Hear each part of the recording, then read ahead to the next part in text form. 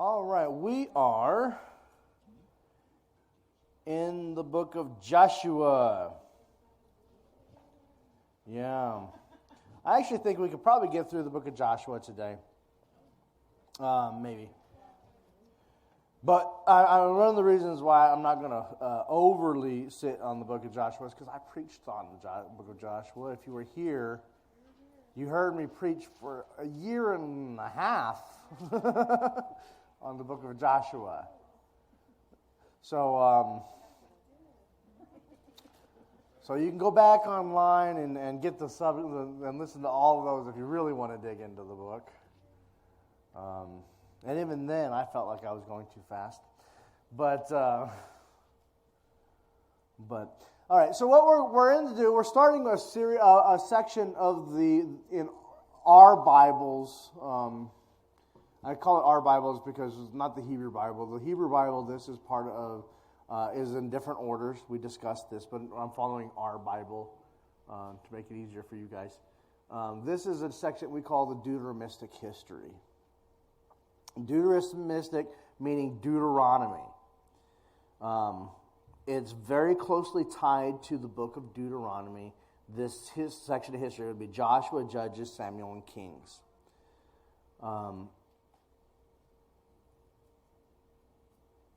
It is believed by many historians, and I don't want to get into is it really what all that that this would be edited, not written, but edited by the people, the Deuteronomic historians, and their purpose was largely to explain while they're in Exodus in Babylon why they're there, how they got there. Remember, a lot of the stuff before the Babylonian exile, a lot of the works of the Scriptures will not be written down. A lot of what we will call the Scriptures will be oral traditions. And they'll be written down largely after they get taken into exiles for fear that they're going to lose their oral traditions. Now, there will be things that will be written down prior, and there we have seen examples of that. But a lot of this is going to be written down afterwards or edited or pulled from different sources, because they're afraid they're going to lose their identity as the people of God, as they're in another nation, and they have to deal with things like, did God get defeated? And so this will probably this is a section that is often called the Deuteronomic history, and the first book in that is Joshua. Now, Yeshua is actually the Hebrew name of Jesus. It means Yahweh saves. God saves, the Lord, the I Am saves. This is the person that will take success, Moses. Interesting enough, as you read through the Scriptures, this is one of the few characters in all the Bible that is portrayed with no character flaws. He's a good guy. All of his life, he's a good guy. We don't have any major character flaws from him. Think about all the other characters that we read in the Bible, Moses and David and Elijah, and these guys. He doesn't have any character flaws that's portrayed in this, and it's part of the charm of the book of Joshua. Now, as you're reading Joshua, it's divided up into two major sections. The first is the conquest of the land. Taking over the land, because as they go into the promised land, the land that they are promised, people are living there. It's not like it's land that's unoccupied. People are living there, and they have to take it. And they never do fully conquer the land. I mean, it's from river to river. It's supposed to be theirs, and they take like this little bitty. Of course, as far as Israel goes, I was thinking about this earlier today.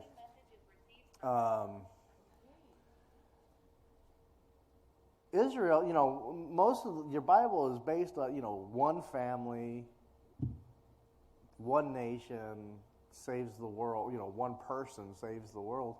But this nation is really small and really quite insignificant as far as the history of the world. I mean, it changes world history, but it has nothing compared to like Egyptian history or Mesopotamian history. It's a very tiny area, and in fact, most of Egyptian and Mesopotamian history is referred to as just like the land in between. It spends a lot of its time as a vassal state. It's really quite an unimpressive bit of land that's changed the world. But it's the promised land. And so they conquer the land, and then there's the appointment of the land. Who gets what sections and whatnot. Now, we're not going to focus on every bit of that. Chapter 1 begins with Moses is no longer there. It says, after the death of Moses, the servant of Yahweh, Yahweh said to Joshua, son of Nun, my servant Moses is dead. Get up and cross the Jordan, you and all this people, into the land that I am giving to them, to the Israelites. Every place the sole of your feet will tread, I will give to you as I promised to Moses. From the wilderness to the Lebanon to the great river Euphrates, which they never conquer all that way. All the land of the Hittites, up to the great sea in the west, which they never fully conquer there. Will be your territories. They'll fight with the Philistines for a long time. Until the time of David, they're going to fight with the Philistines that are stopping them from reaching the great sea.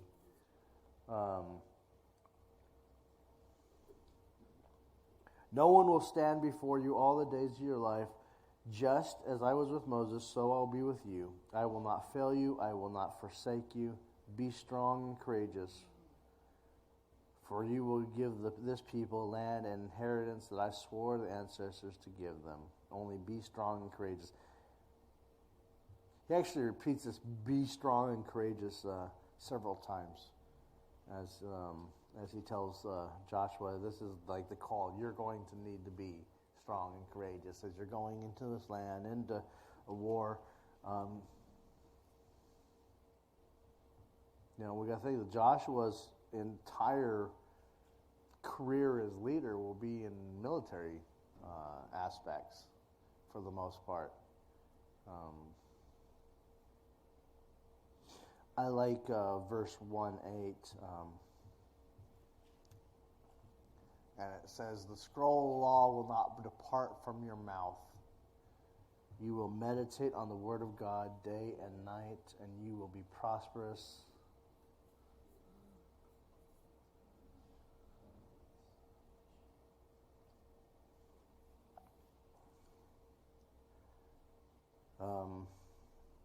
I think sometimes we forget that, right? We're not meditating on the scriptures. Oh, we might. We're very bad about not memorizing scriptures. We rely on the scriptures we memorized when we were in VBS. How many years ago? Don't answer that.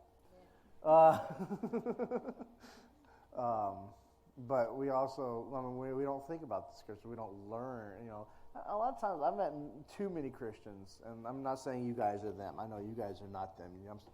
But that kind of check out. I've learned all I need to learn, and I know the Bible, and I know, and that's kind of where they leave it.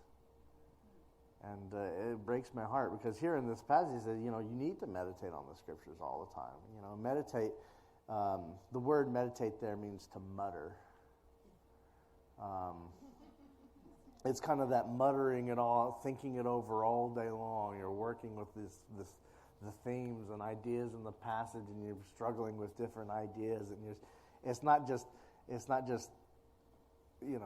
repeating the Lord's Prayer 100,000 times. It's we're wrestling with it and meditating on it and working with it and struggling with it.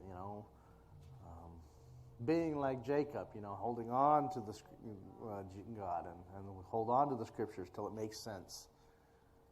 And some of the book of Joshua we need to hold on to till it makes sense because some of it is tough. All right, so the spies are sent to the city of Jericho. I'm going to bring up a map. There it is. All right. Now, Jericho will be a perfect staging ground for the people. They're camped over here. There's another city there. But Jericho is one of the oldest cities in the area. It's one of the oldest cities that we know of.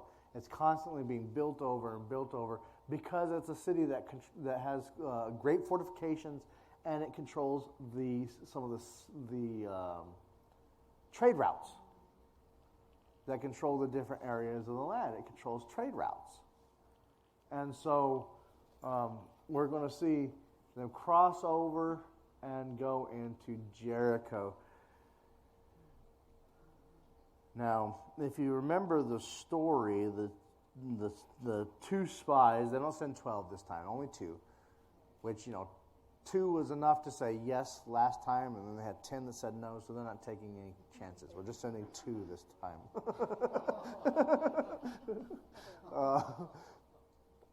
Just 2 this time. And so they send 10, and they go to the house of Rahab. Now, Rahab is seen as a hero in the scriptures and through most of the first century. Even though she is a prostitute and probably a believer in the other religions that are in the Canaanite area, she does recognize God that is coming. But remember, she may be henotheistic, not monotheistic. Remember the difference? Henotheistic, one out of many, and which is okay because a lot of them are. And I don't know. Maybe it's healthier that way. If we deny other gods' existence, then we say the one God is unique and different and above all the rest of them. Now we just deny their existence, but we worship them all the same. So maybe it's better if we just acknowledge their existence. We make gods out of all kinds of stuff.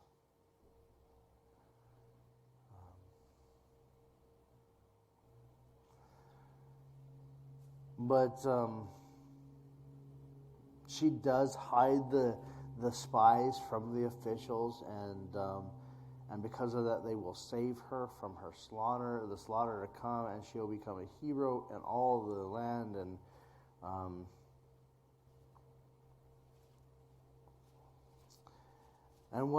not only does it show us that God is not just about vengeance, or not just about destruction. Sometimes you read the book of Joshua and you get caught up in all the killing because there's a lot of it.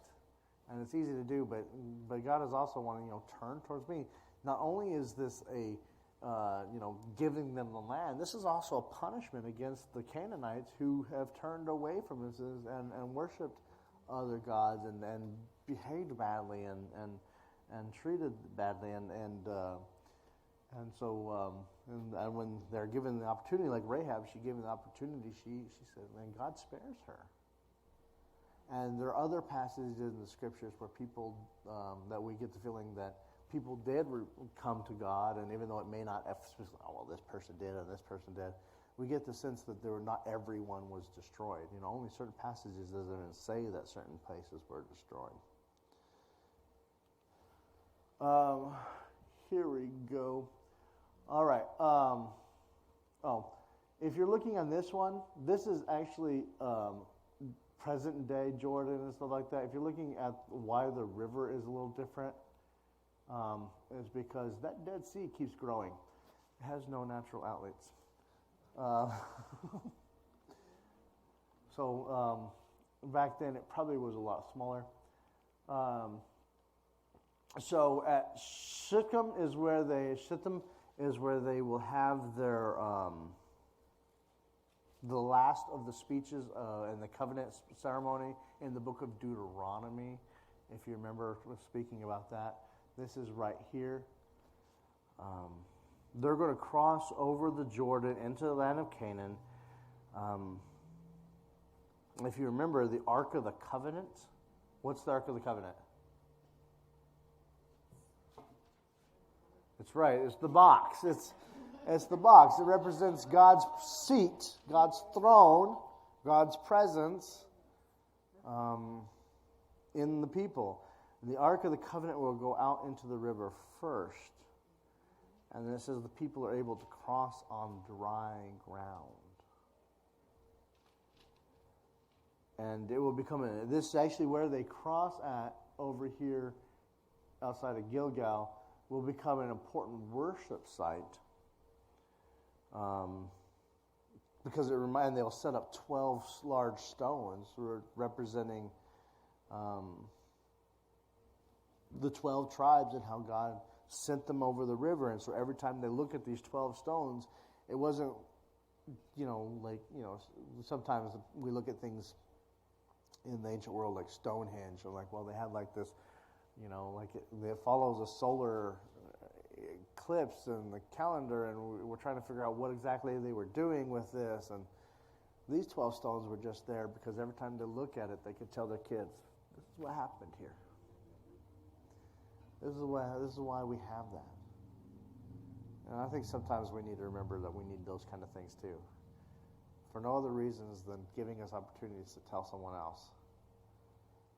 Of course, as soon as they become false idol spots, you gotta go.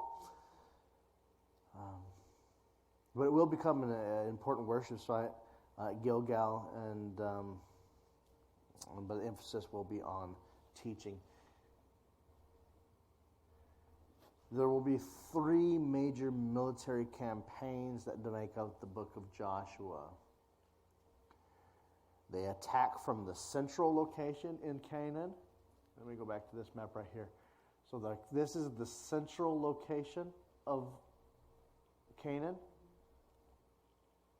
And then they will head north and then south. Oops, there we go. South and then north. So the central campaign is primarily in chapters 6 through 9. Jericho is chapter 6. Attack on Ai, 7 and 8. The southern campaign is in chapter 10, where they defeat a coalition of 5 kings, and the northern campaign is in chapter 11.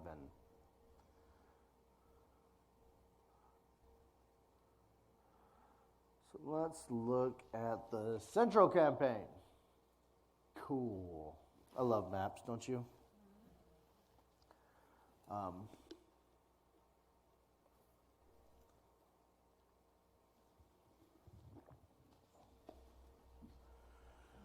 So the people will travel across Shechem, from Shechem to Jericho, to Gilgal, where they'll set up, and then they'll attack Jericho. Jericho is the first Canaanite city. It'll give the Israelites a base inside the country. Has a good water supply, good food. So it's a great city for them to.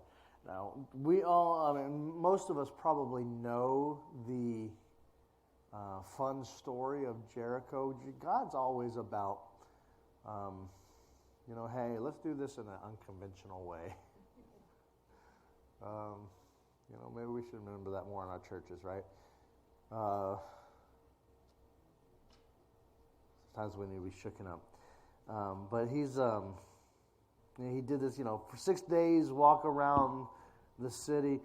Now remember, 6 is the work days, so there's so you're supposed to, and then on the seventh day is God's day. But they don't rest on the seventh day, do they? On the seventh day, they circle it 7 times, representing God and His holiness. So on the 7th day, they represent 7 times. Then they blow their horns and shout, a great act of worship to God.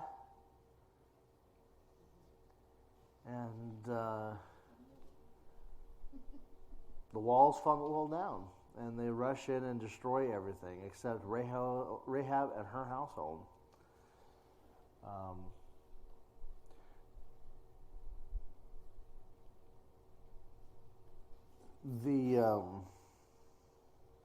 This is a holy war.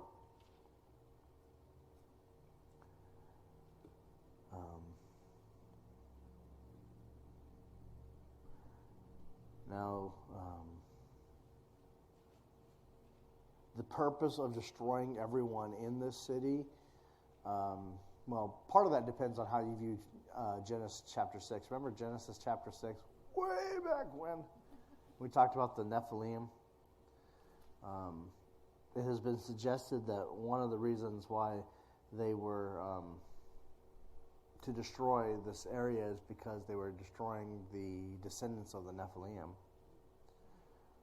But also because they worship false gods, and you need to stop the spread. This is going to be their base of operation. It has to be cleaned out. After the battle is won, they will curse the town to prevent its rebuilding. After Jericho, they will lead an attack on Ai, which is over here. And it too was supposed to be a holy war. You're not allowed to keep the plunder. Now, plunder is an interesting way. In a world that has no official military, like we in the United States, we have our military that we keep on call all the time. In fact, the United States spends more money in our military than the next 25 nations put together. We have our military always available to us. And that's, but in a world that does not have that kind of resources, they relied on plunder to pay the soldiers. And so you were usually going into a place and, after you killed everyone, each soldier was allowed to keep some of it for themselves.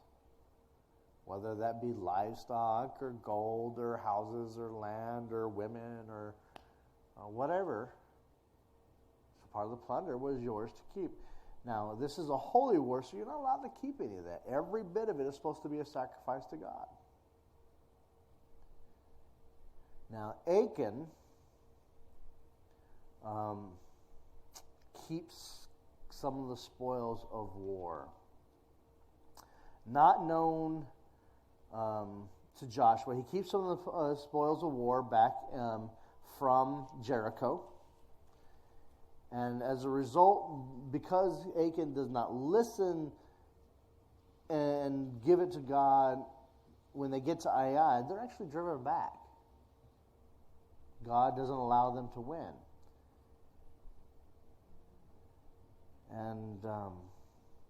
And Joshua, through a testing and collecting of logs, he'll actually discover those Achan that has broken the rules. Joshua chapter 7. Then Joshua and all Israel with him took Achan, son of Zerah, the silver, the robes, the bar of gold, his sons, his daughters, his kettles, donkey, his sheep, his tents, and everything that was his, and they brought them to the valley of Achor. Now, some people, when they read Joshua chapter 7, they're like, Achor just couldn't kill everything. But actually, when you read what Achor kept, it has nothing to do with killing everything. It was greed. It wasn't like he was saving the children.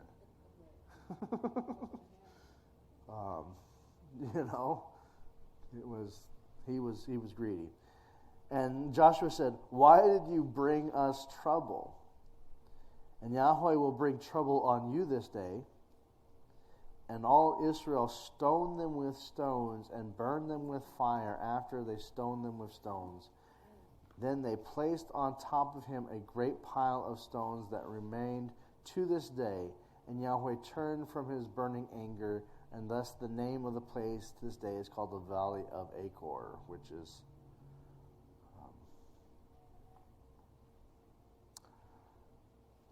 has to do with his wrath.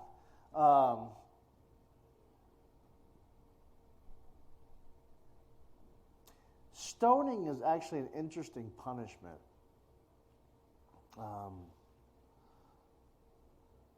Not that I want us to stone people, but I like the idea behind it. What it does is it forces all the people to take responsibility for the killing, and all the people would be responsible for the punishment. All the people are responsible for cleaning up the mess. It's not one person taking care of it, one person cleaning up the mess, or one government that no one knows why, and the government isn't running around killing people because it's everyone's responsibility.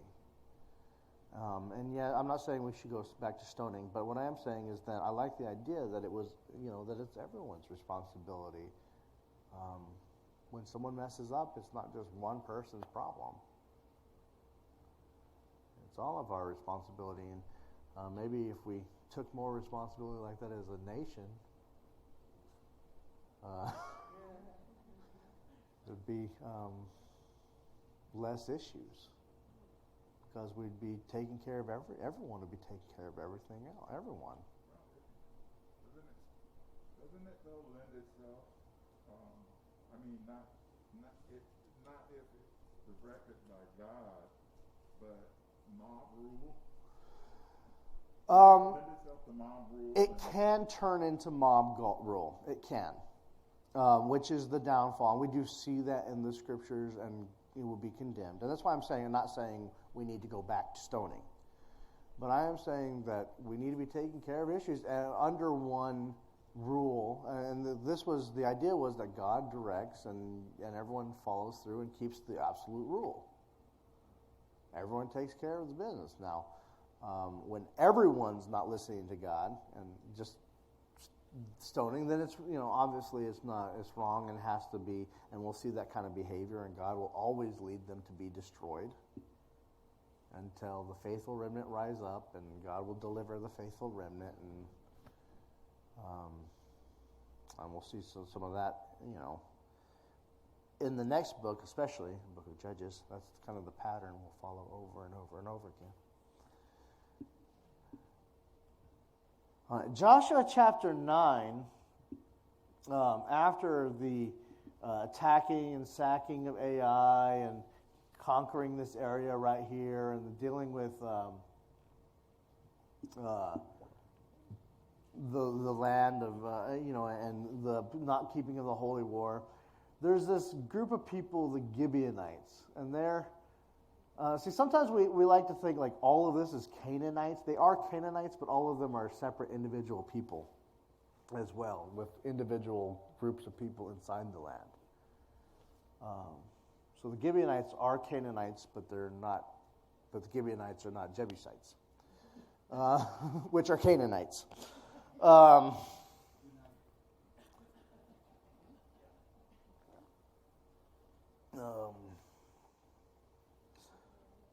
But the Gibeonites, in chapter 9, we have this interesting story that the Gibeonites will trick the Israelites into making a covenant with them and allowing the Gibeonites to join Israel. Now, because of their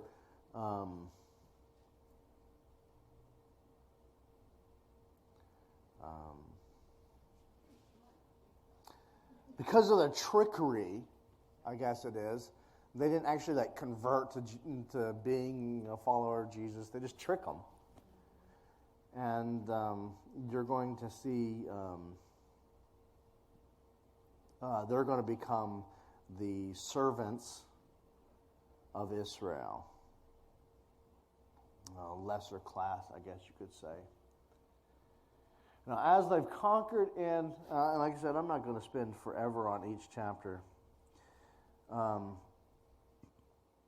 As they've conquered in from here and go to Ai and Gibeon, then they're going to go on a southern campaign where they're going to come down and conquer not every single little town, but 5 kings. And these are the 5 kings that kind of rule over every other little town. For most of the people living in this land, like you conquer the 5 kings. Notice Jerusalem actually doesn't get conquered yet. But most is like Hebron, that gets conquered, but there will be little villages all around them. And for most part,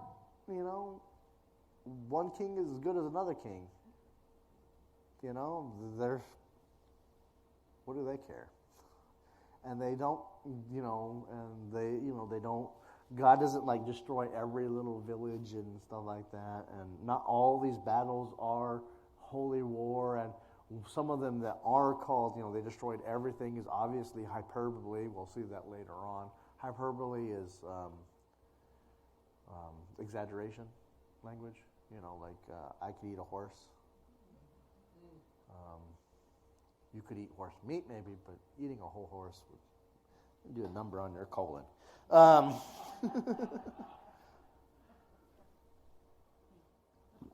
But yeah, they will conquer a coalition of 5 kings to the south. And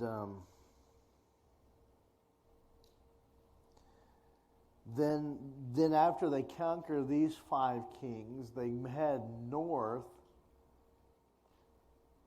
and will... and the Bible actually gives very little details about this northern campaign. They get victory after victory. That's pretty much how it sums it up. They conquer this area right here. They do not conquer this area over here, the land of the Philistines. That land right there will not be conquered yet. They do not conquer all the way over here where the Euphrates River is that God says they're going to. They just kind of get their foot in the door and stop. They don't even conquer Jerusalem at this time, which will become the capital eventually under King David. Then it's not even conquered during the book of Joshua. It's not till later that they conquer Jerusalem. So like I said, they kind of get in there, get going, and then stop going. I don't know, peter out. And some of this we have to expect. They can't be war driven. They're not a war tribe. They can't conquer forever. They have to settle down, have families, farm, and whatnot. Some of them will return to this land over here that they've been promised, those 2.5 tribes.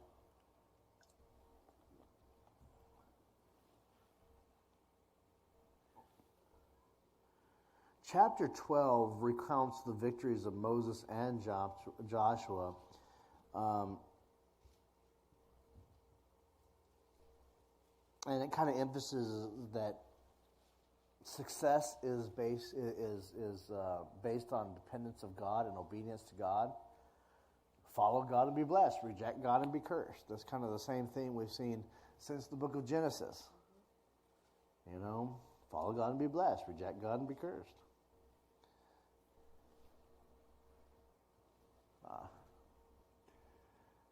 What you're looking at here is a map of the ideal tribal boundaries that will be established in the book of Joshua in chapters 13 through 19.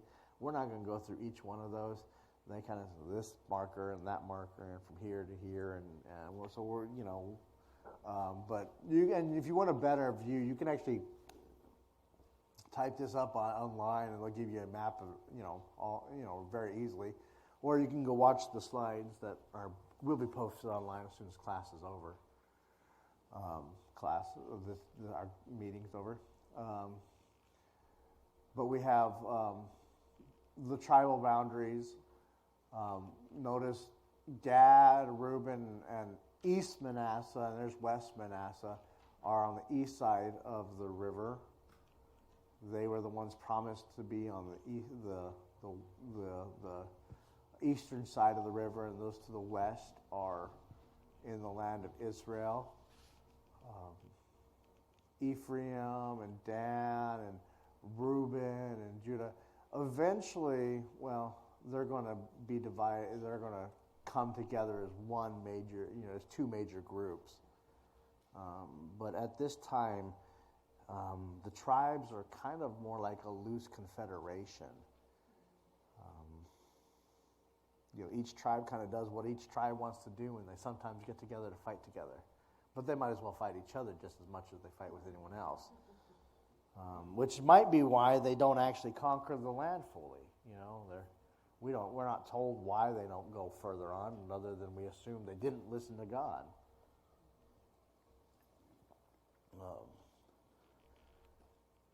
But each tribe will be responsible for conquering all the land in their area. So as they've kind of got their foot in the door and conquered the major threats, each tribe will now be responsible for claiming the rest of its land. And some of them are better at it than others.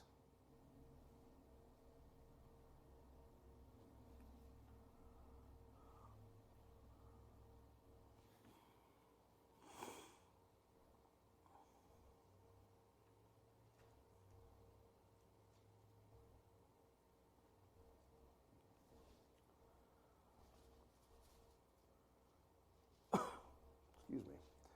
I tell you, the allergies here are killing me today. I can hardly breathe.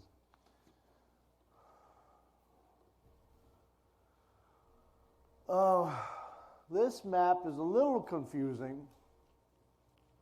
But in the book of Joshua, you also have, dealing out in chapters 20 and 21, you have the dealing out the 6 cities of refuge and the 48 Levitical cities. Now, a refuge city was a city in which someone who was accused or guilty of manslaughter could claim asylum instead of being a victim of blood vengeance. Blood vengeance is the norm at this time. That's how they police the people. They don't have like police officers in courts like we do today. If someone kills someone else, the family is responsible for killing them or bringing them to justice in some way. But that also means if your family member does something to harm another person or their property or their land or steals, the family is also responsible for bringing that person to justice as well. The family is responsible for upholding the honor of the family. Something that I have trouble, we grew up in the United States. We don't have this honor-shame society. We kind of get a glimpse of it sometimes, but we don't have an honor-based society here in the United States. It's a lot different. And when we do honor and justice, it's usually my honor, my justice, and it's all about me, not the family. Of course, we move across the United States so often, we don't know where our family's at.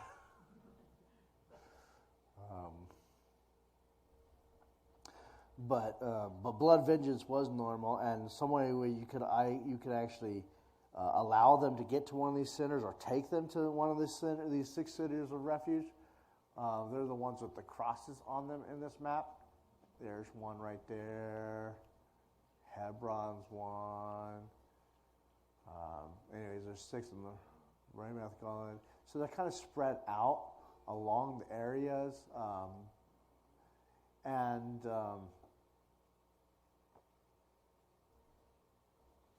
These are the cities where you could take someone to get justice if you didn't want to kill them, or you could run there if someone was chasing you, and be safe.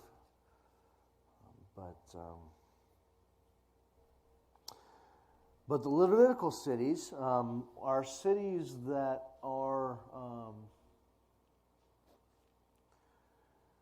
that are divided up according to the size of the tribes, and they were cities that were dedicated to the Levites, where their land was from, where they served the people of God. They were The Levites were the chosen priests of God. They didn't get their own. If you go back and look at the land here, there's no Levi.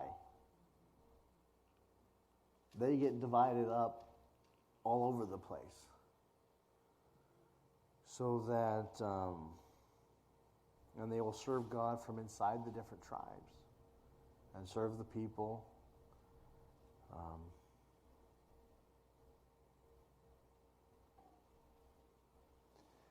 And if you look at this map, the solid dot ones are ones we're pretty sure those are the cities. We're sure those are the cities.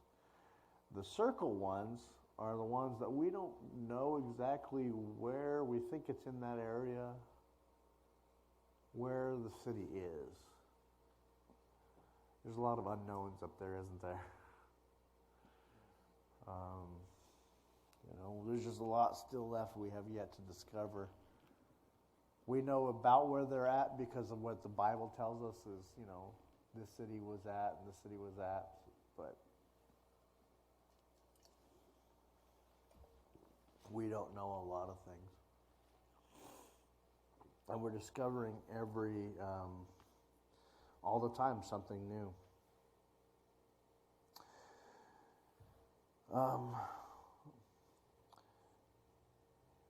So they conquered the land, they divided the land. Chapter 22, the eastern tribes go home.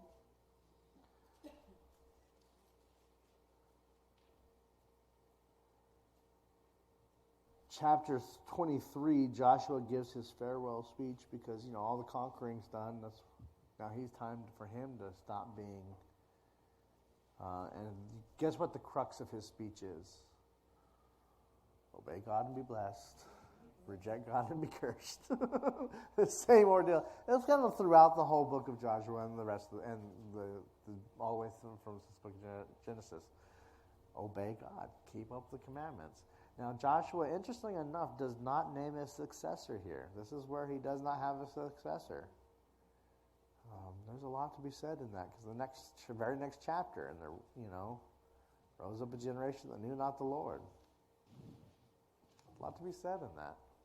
He does not name someone.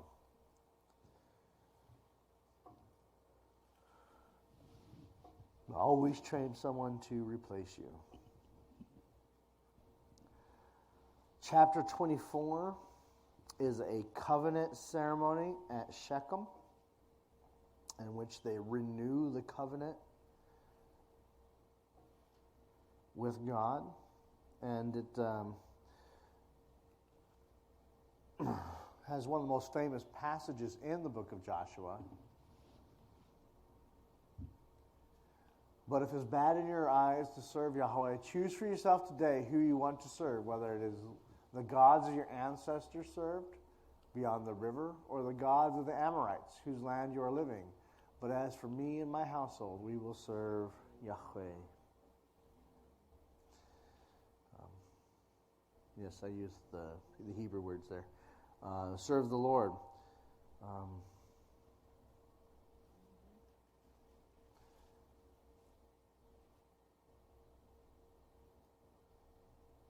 Interesting enough, not only does this show that Joshua, who is about to leave, says, serve Yahweh, but he's also showing that people have joined them since they left Egypt.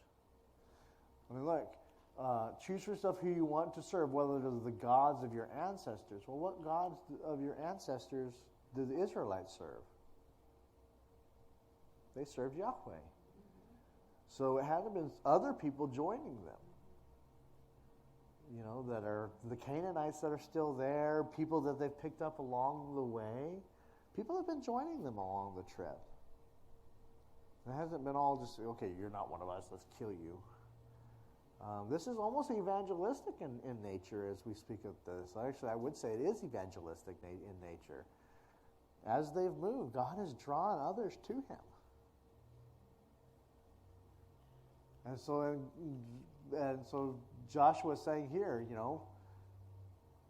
whether you're going to serve the gods of your ancestors that you served beyond the river, or the gods of the Amorites, so serve them, or where you're at now.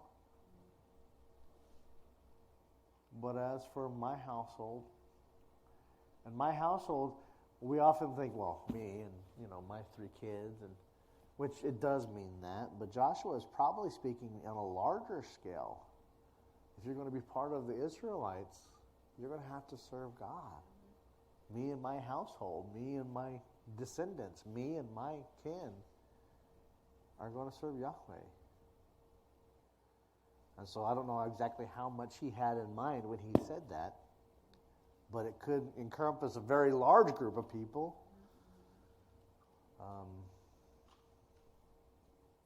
Or not. Now, Joseph's bones are buried in the promised land.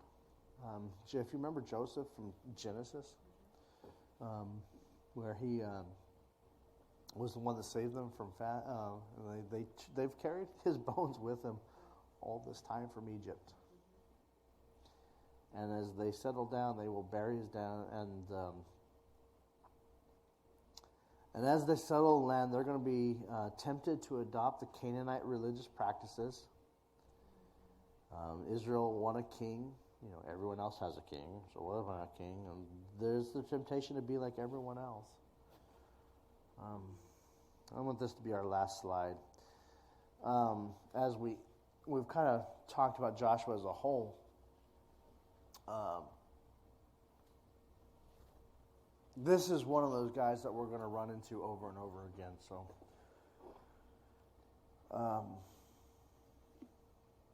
one of the things that they're going to be tempted to worship is Baal worship. He's the Canaanite god of the storm, and he's one of the factors that, and he is the Lord of the fertility and the seasons. And I remember they don't have like winter, spring, and fall. They're like here. We have like hot and dry.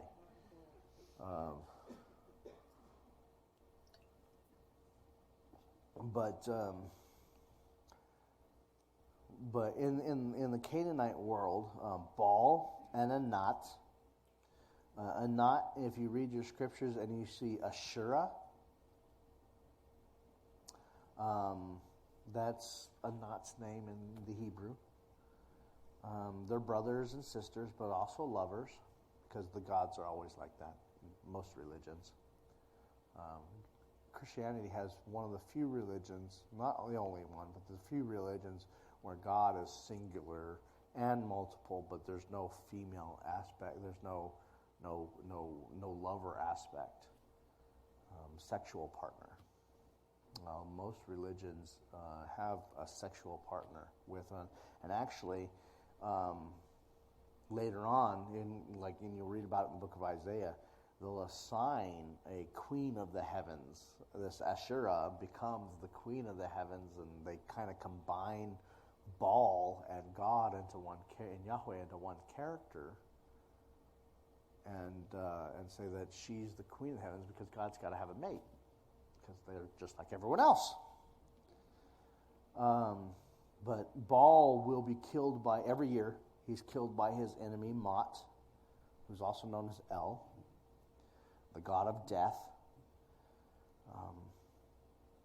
And Mot will devour Baal. Now God, because Baal is the storm, he was the one who makes the earth productive.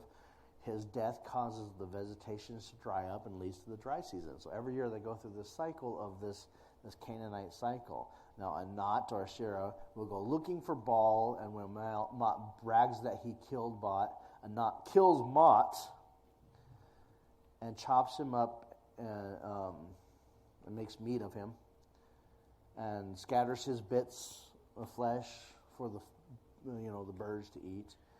And when Mot dies, Baal comes back to life, and then a sexual union between the lovers, Anat and Baal, will bring on the rainy season. It's their sexual union that brings back fertility. And and why I bring this up is because of syncretism, which is adoption of false religion, joining two religions together. This synchronism will be a temptation for the Israelites all throughout the Old Testament. They'll be tempted to try to bring in this fertility type religion into their our religion. And until even though God Himself, He's not, God, male and female are His image. Together they are His image. It's not, there's one God who's male and one God who's female. And they have a sex, and you need to worship that. And in ancient religions, a lot of times you've celebrated their gods having sex by having sex in temples and in parties and orgies and other things like this.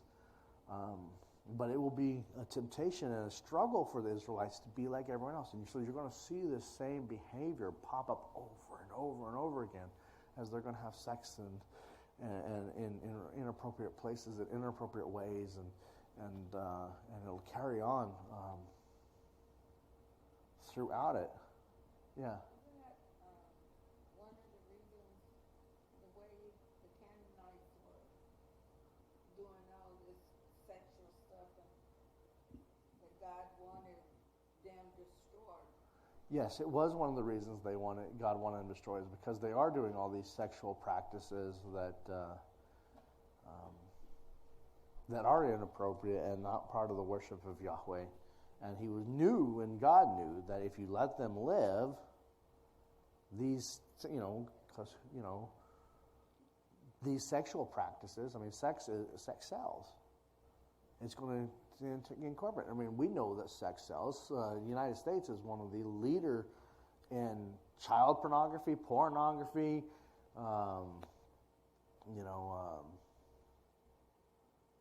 marketing is all about sex. Even our Disney shows, you can't just have two characters be, a hero and it has to be like one of them is interested in someone else. You got Prince Charming and it's the sexual aspects that are involved in this. They just can't be friends. You're going to have sex involved in this.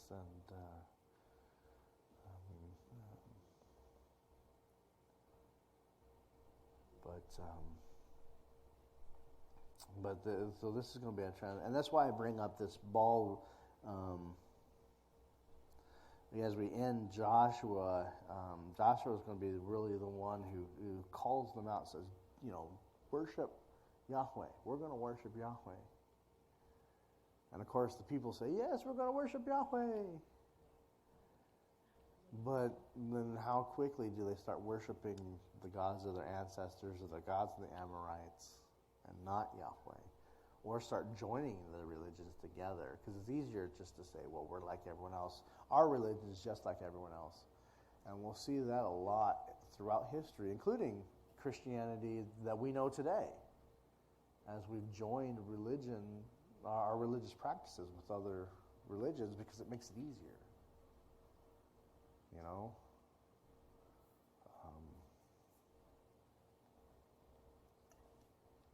Anyways, questions, comments?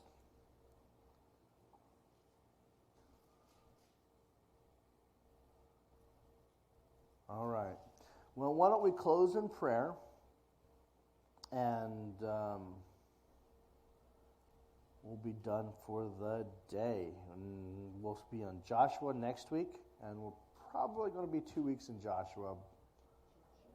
Judges. Thank you, Judges. Joshua today, Judges. We'll be in Judges. Probably take 2 weeks on that. I'll have a handout next week that has a list of the judges for you, so you don't have to go pick them out of the Bible. But that'll probably take us 2 weeks, I think. All right, let's close in prayer. Would anyone like to close us in prayer?